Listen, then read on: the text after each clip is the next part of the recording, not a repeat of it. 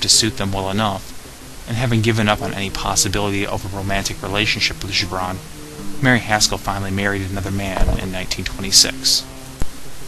1926 was also the year that Gibran would find his greatest success with the publication of The Prophet, a brief book consisting of 28 poetic reflections on a multitude of everyday life subjects.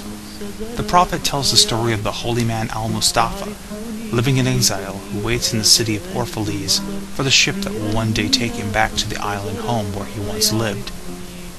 On the day that the ship arrives, the Siris al-Mitra and the people of Orphalese gather to see al-Mustafa on his way and to ask for his wisdom one final time.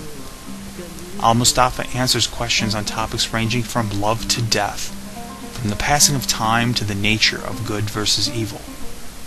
Eventually, it is time for his ship to leave, and the Prophet sails away while the townspeople watch him go. At the heart of the philosophy expressed by al-Mustafa in The Prophet is the central idea of a mystical dualist separation of body and soul. Similar to the perspective of theosophy, Gibran expresses the reality of human existence as some manner of cosmic mistake or punishment. In Gibran's poem Two Infants, in which one child was born into a life of wealth and another into utter destitution, the impoverished mother asks her baby, "Why have you left the spiritual world and come to share with me the bitterness of earthly life?" Material life is viewed as a burden placed upon the human soul, and that death should be viewed as a blissful release and a return to a higher state of existence. He expresses the notion that humanity's ultimate redemption from this pitfall of physical existence lies in the contemplation and individual pursuit of one's own destiny. Gibran artfully expresses this sentiment in his poem The Playground of Life when he states, "1 hour devoted to the pursuit of beauty and love is worth a full century of glory given by the frightened weak to the strong." He also acknowledges that suffering is a key constant in life that all of humanity shares, but without this hardship, all of the beauty and majesty in the world would be meaningless. A person must be willing to accept and embrace their pain to truly appreciate the wonders life holds. As al-Mustafa states in the poem On Houses, he admonishes those people who would lead a life of comfort or decadence cloistered away in their own homes, for their isolation and unwillingness to experience life in the world as it is leads to a profound spiritual emptiness. Similarly, al-Mustafa also refers to pain as the bitter potion by which the physician within you heals the sick self in the poem On Pain. The idea of ethical absolutism also plays a significant role in understanding Gibran's philosophy and The Prophet. Gibran expresses that all people possess some ingrained sense of morality, and that no person is ever truly evil. In fact, he argues that all evil is simply born out of necessity rather than an internal desire to act outside of society's limits on behavior. When the people of Orphalese ask for his views of good and evil, al-Mustafa replies, "What is evil but good tortured by its own hunger and thirst? Verily, when good is hungry, it seeks food even in dark caves, and when it thirsts, it drinks even of dead waters." Interestingly, Gibran also admonishes the laws of society as an unnecessary artifice. If humanity's ethics are ingrained, he argues that there is little point to create laws as their function would only be to oppress.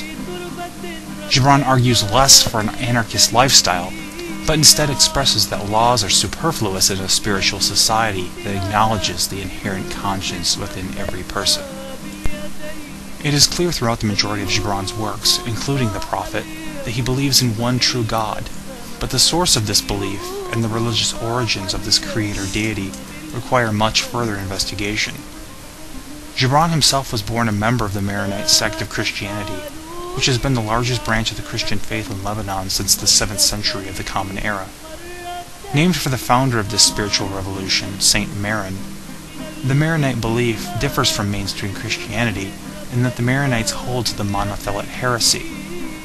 This means that while they accept that Jesus Christ was possessed of both a human and divine nature, their main disagreement is that they believe Jesus' will was singularly divine and untarnished by the human spirit.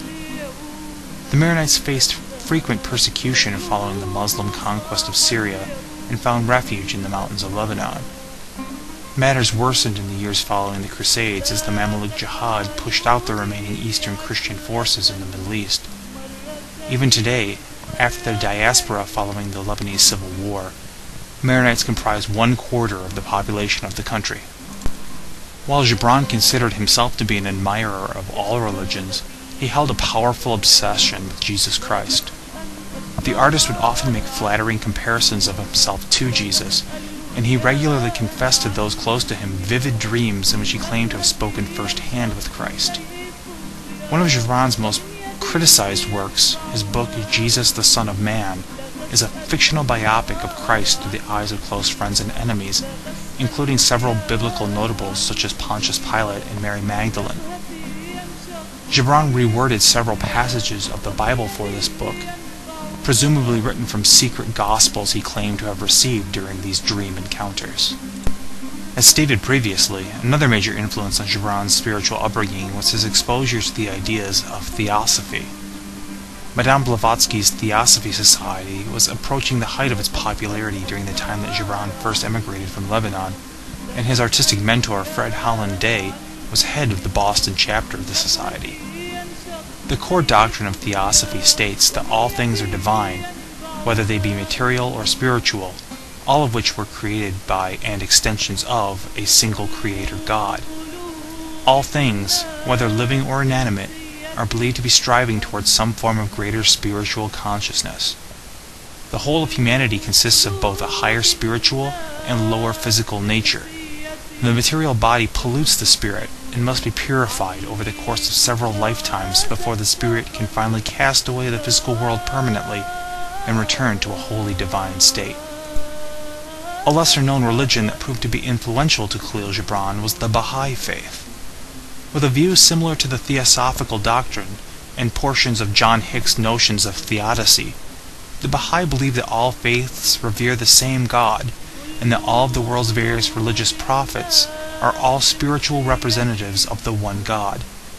They believe that Jesus Christ, the Prophet Muhammad, Abraham, the Buddha, and the Baha'u'llah, founder of the Baha'i faith, have all delivered messages from God to humanity. Each of these prophets delivered God's wisdom for the times and places in which they lived, with the Baha'u'llah being the most recent.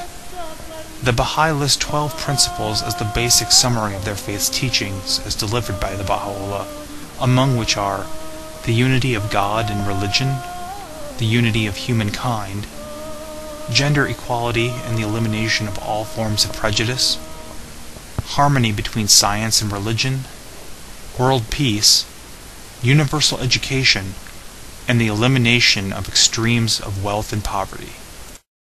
Gibran freely admitted that he based the character of Al-Mustafa on the Baha'u'llah while writing the Prophet. Personal accountings from Baha'i faithful in New York during Gibran's life relate stories of the artist's encounters with Abdul-Baha, master of the Baha'i faith and the living son of the Baha'u'llah. While living in New York, Gibran frequently contributed writings and artwork to an Arab newspaper in the city. During his time at the newspaper, Gibran met Juliet Thompson, who provided him with some of the Baha'u'llah's Arabic writings, which the artist later described as the most stupendous literature that ever was written. When he discovered that Abdul-Baha was coming to visit New York, Gibran requested the opportunity to make a sketch of the religious leader. Abdul-Baha agreed to this and set aside one morning to meet with the artist, and the pair developed an immediate rapport, and Gibran would often visit the spiritual leader during his American visits. Near the end of his life, Gibran frequently spoke of writing a new book with Abdul-Baha as the inspiration, though he would never have the opportunity. Gibran clearly prescribes to some sort of afterlife for the soul after our bodies die. In the poem On Death, Al-Mustafa comforts the people of Orphalese and encourages them to not fear death. What is it to die but to stand naked in the wind and to melt into the sun? And what is it to cease breathing but to free the breath from its restless tides, that it may rise and expand and seek God unencumbered? The area that lacks distinction in his philosophy is whether he ascribes to the notion of an eternal afterlife or a form of reincarnation. Both perspectives would be valid considering the wide degree of his religious appreciations. Theosophy espouses a form of karmic cycle in which we purge ourselves of our base material existences over the span of many concurrent lives.